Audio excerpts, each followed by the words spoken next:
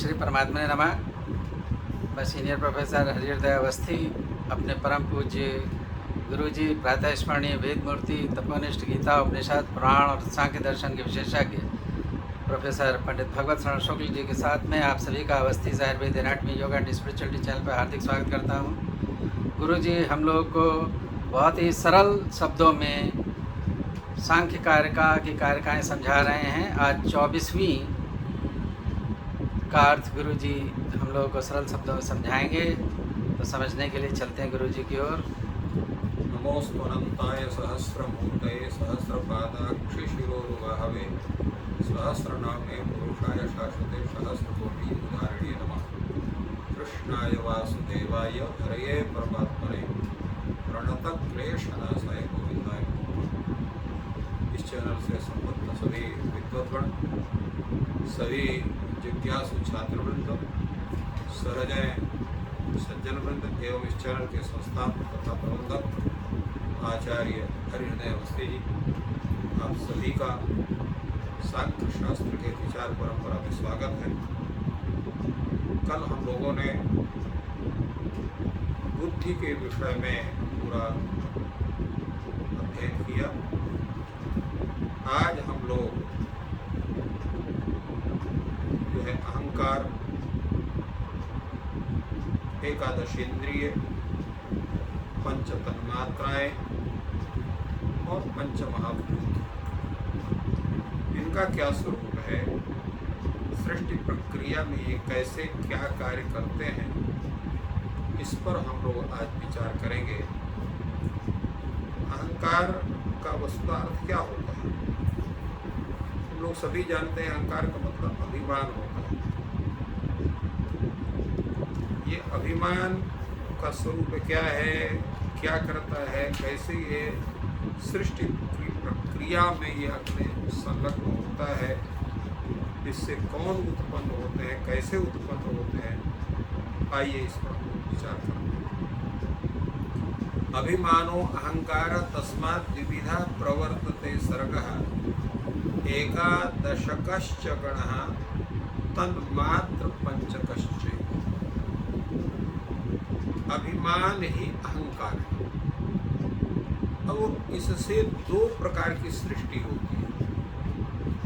एक एकादशक अर्थात पंच ज्ञानेन्द्रिय, पंच कर्मेंद्रिय और मन, और मात्र पंचकश्चैव, पांच तन्मात्राएं, ये उत्पन्न होते हैं। अब इनके पूरे स्वरूप का ज्ञान कराते हुए आचार्य वाचस्पति विश्व जी कहते हैं कि अभिमान अहंकार यत् खलु आलोचितं मतं च तत्र अहम अधिकृतः शक्तः खलु अहम अत्र मदर्था एव अमी विषयाः मत्तः नान्यः अत्र अधिकृतः कश्चिदस्ति अतः अहमस्मि इति यः अभिमानः स असाधारण व्यापारत्ववत् अथवात् अहंकारः तम उपजीव्य बुद्धि अध्यवस्यति कर्तव्यम एतन्मया। ये अहंकार का स्वरूप है। ये अहंकार जो अभिमान रूप है, करता क्या है? जब हमको ज्ञान ये हो जाता है कि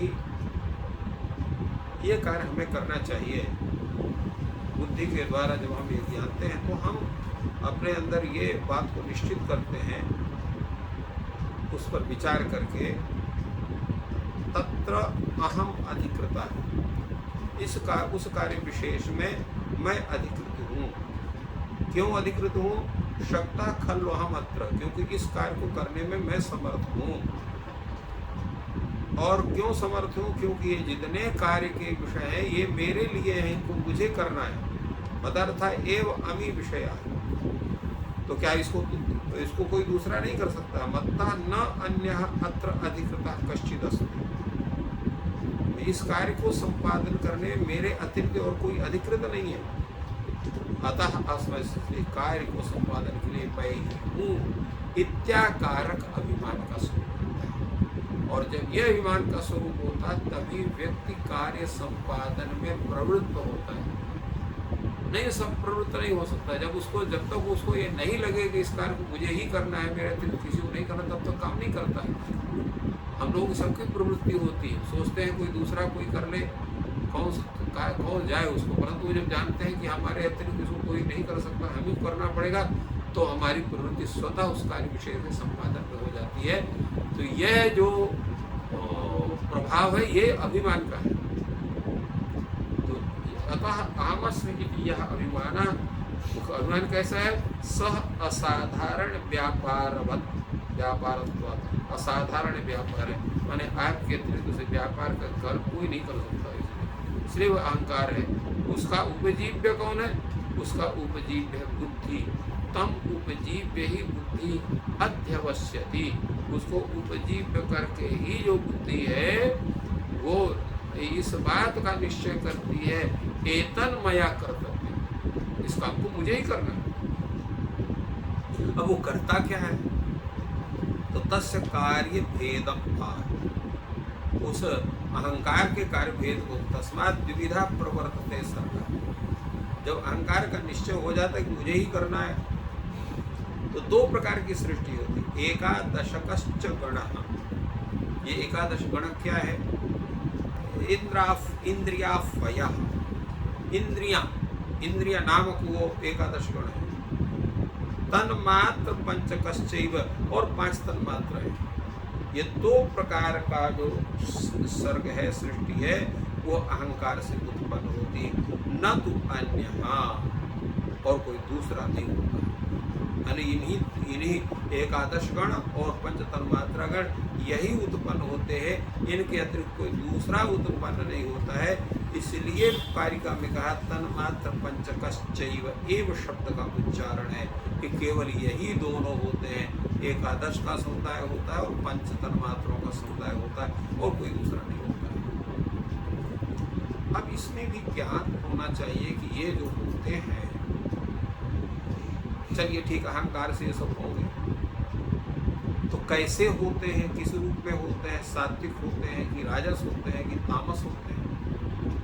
क्योंकि ये सृष्टि का जो स्वरूप है ये तीनों प्रकार का है, क्योंकि प्रकृति ही इनसे सबसे उत्पन्न होती है। प्रकृति त्रिगुणात्मिका है, सात्विक, राजस और तामस। सात्विक का स्वरूप क्या? आनंद स्वरूप है, राजस का दुख स्वरूप है, और तामस का मोहात्मक स्वरूप। तो अहंकार से जो है, एक रूप अहंकार से ये जड़ और प्रकाशक जो गण हैं, विलक्षण हैं, ये कैसे उत्पन्न होते हैं? एक जड़ है, एक प्रकाशक है। एक गण क्या है? जड़ है। एक गण क्या है? वो प्रकाशक है। तो ये दोनों विलक्षण रूप से या तो जड़ ही जड़ उत्पन्न हो, या तो प्रकाशक है प्रकाशक उत्पन्न हो। तो एक जड़ रूप है, एक प्रकाशक रूप है, ये सब ऐसे कैसे उत्पन्न हो? इस प्रकार गुरु जी ने बहुत ही सरल शब्दों में अहंकार की सृष्टि विकास में क्या भूमिका है, उसको हम लोगों को समझाया। ईश्वर आपकी सहायता करें। आपका दिन शुभ हो।